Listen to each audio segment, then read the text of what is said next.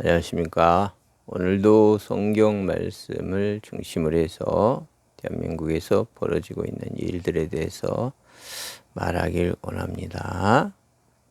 사람들은 이제 현상의 세계, 사람의 육안으로 보이는 세계를 보면서 그것이 세상이다. 사람이 살아가는 현세 세상이다. 그렇게 보잖아요.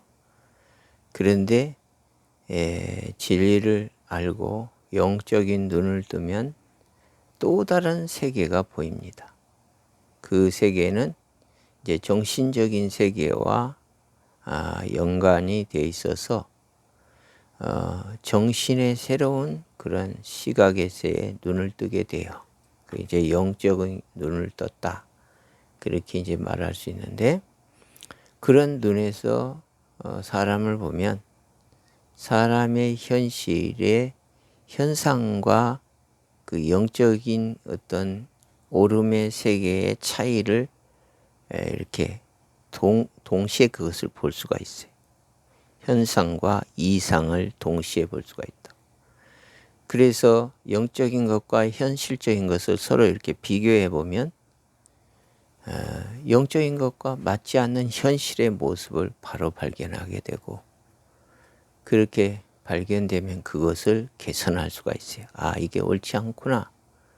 그 영적인 진리의 세계는 이렇게 되어 있는데 현실은 지금 이렇게 돌아가고 있구나. 그래서 이거 옳지 않다. 이렇게 고칠 수가 있는 것입니다. 그것이 바로 예수 믿고 거듭난 사람, 예수 믿고 성령으로 거듭나서 성령의 정신세계를 가진 사람의 그러한 이제 영적 안목이 될 것입니다. 이제 구약에서 요즘에 제가 최근 들어서 에레미야, 에가를 거쳐서 에스겔서를 이렇게 쭉 지내왔는데요.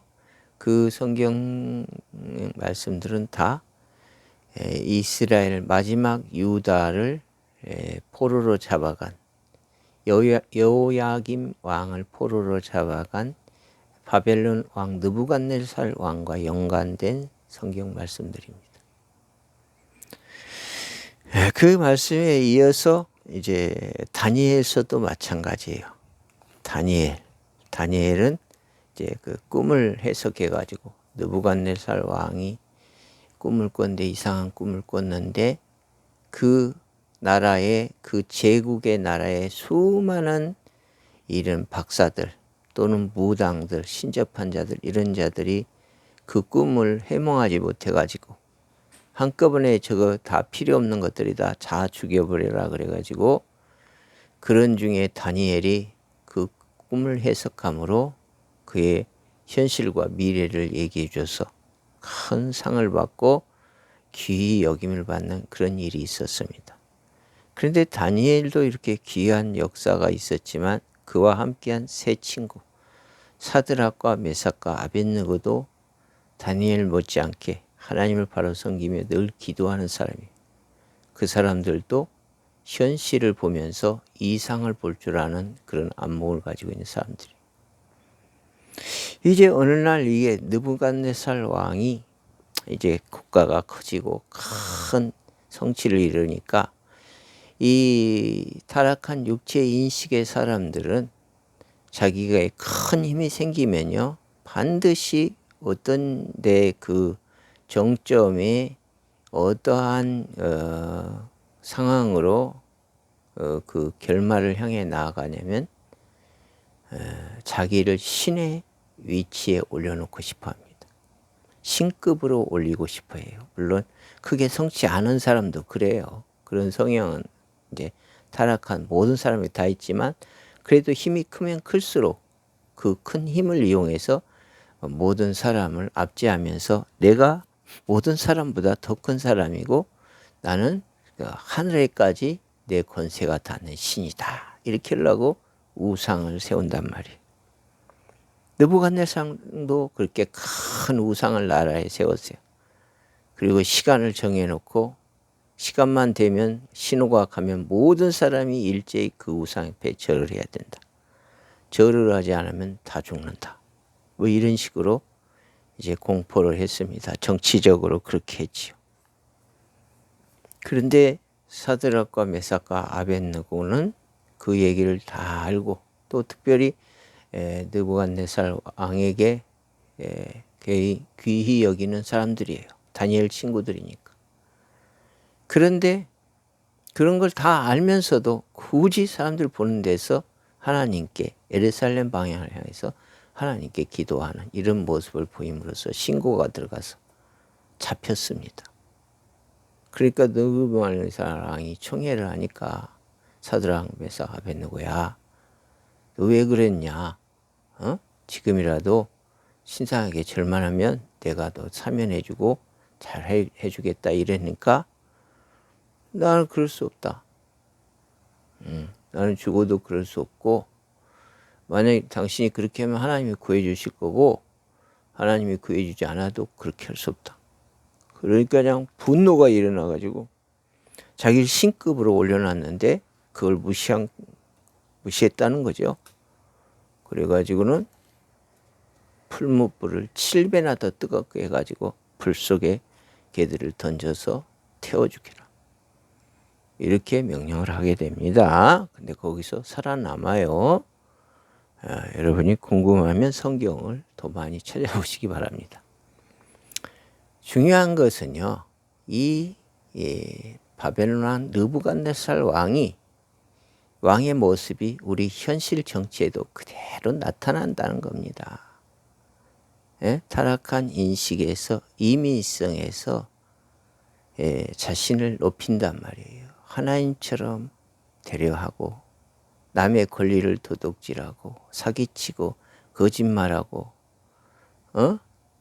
국민의 주권을 갖다가 속여가지고 부정선거 이런 것을 했다고 의심받을 만한 그러한 짓들을 해서 지금 온 나라가 시끌벅적하고 있습니다.